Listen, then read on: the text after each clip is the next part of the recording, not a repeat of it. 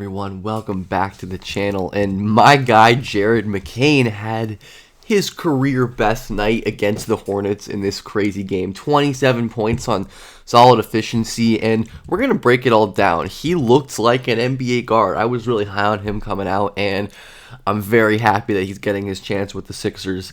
Like, subscribe, comment, all that for daily, semi-daily NBA content. We're on our way to 10K by the end of the year. I love you all, and I love Jared McCain, who I really think has a chance to be a damn good NBA player. He is a comical shooter, and it's not just his three-point stuff. It's the mid-range. It's how he can hold defenders on his back. Seth Curry tries to dig here for a steal, but McCain is just very poised and under control. He's always kind of been this way. Even going back to high school, McCain was able to just navigate traffic and garbage here, and look what he does here. Yes, it's the Hornets with Seth Curry and Nathan Mensah and a rookie, sure, but still, you have a rookie, Jared McCain here. Doesn't lose his handle against pressure, creates the advantage again, and draws the foul right here. He is legitimately holding his handle against pressure, which is not something a lot of rookies can do. It great little pocket pass right here. McCain's not a special passer by any means, but his vision is certainly adequate, and that's a really solid just righty bounce pass to the fucking Andre Drummond versus Taj Gibson matchup in 2024. I don't know what to say, man. That's pretty hilarious. Drummond's all right, though.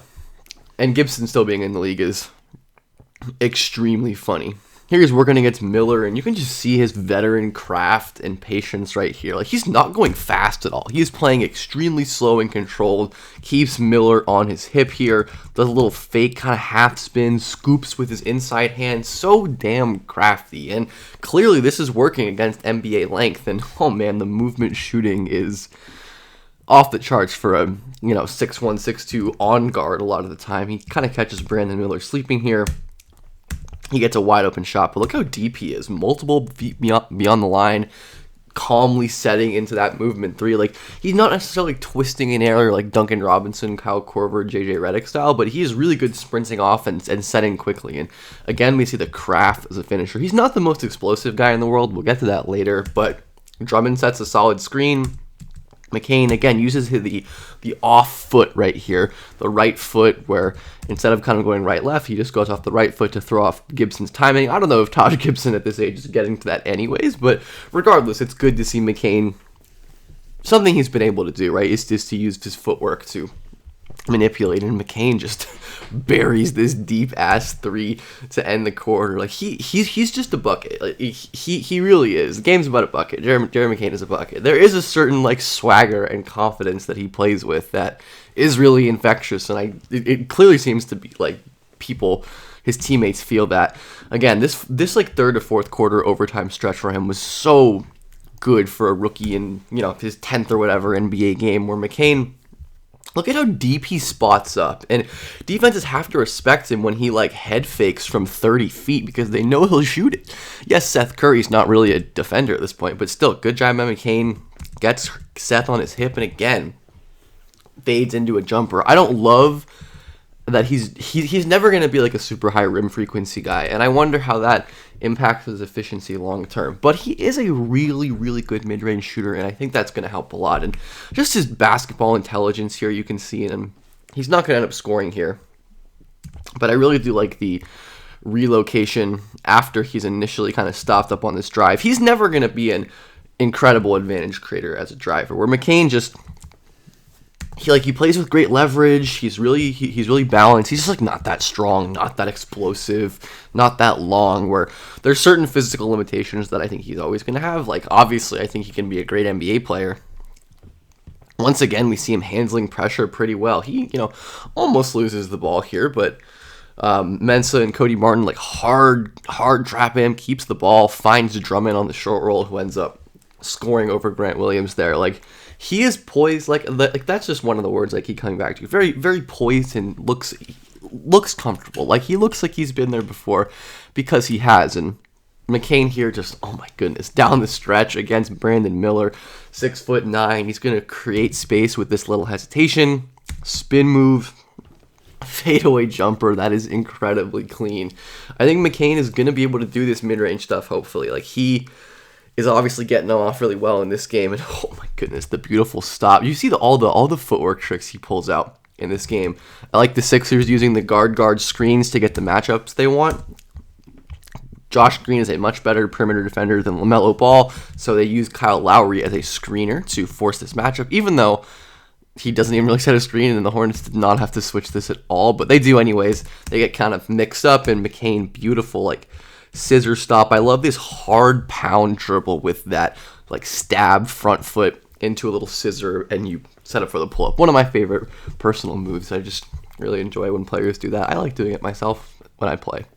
Not that I'm very good at it, but anyways, McCain here spacing to the corner, and even though, like, man, he's just so smart, like, realizes that, like, if he stays where he is, it's going to be a much easier recovery for Josh Green or whoever else. But since he kind of slides to the corner, Green has to cover a ton of ground, and McCain, like I said, really comfortable setting off of quick movement, getting up threes kind of in traffic right there.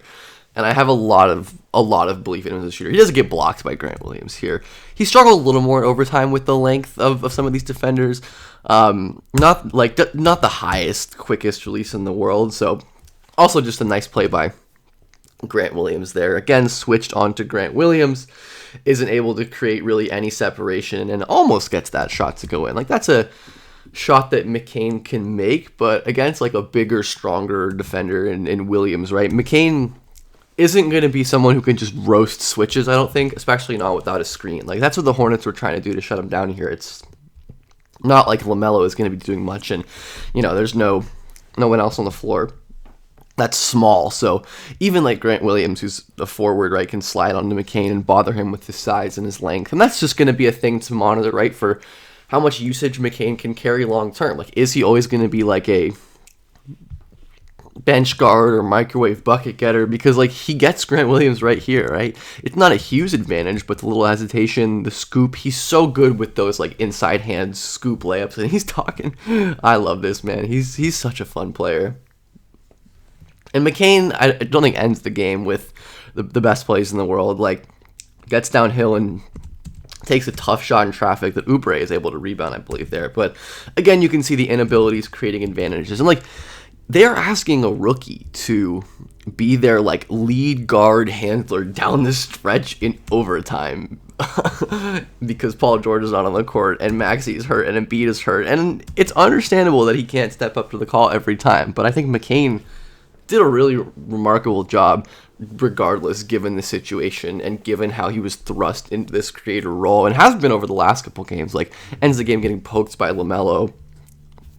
And obviously LaMelo hits that absurd shot. And his defense was like, whatever, honestly. Like, he fouls a decent amount at this point, just not really knowing where to place his hands or using the foul to kind of compensate for his lack of burst and ability. And, like, he had some decent moments against LaMelo. Like, yeah, LaMelo scores here, but he's able to open his hips and kind of slide there and force a tough shot. But it's really about the offense with McCain. Like, I think he's a solid enough defender. That's what I thought coming out of Duke, but he's just a really, really dynamic scorer, and there are going to be times when McCain just gets hot and it's hard to stop him. Obviously, it's not a very good Hornets defense or anything like that, but McCain's doing this against NBA players and on the big stage, right? It's not just his on-ball scoring, but hopefully next to Maxey and Embiid, and, you know, who knows if they'll ever actually share the floor together, but he can just be this awesome spacer and, like, complimentary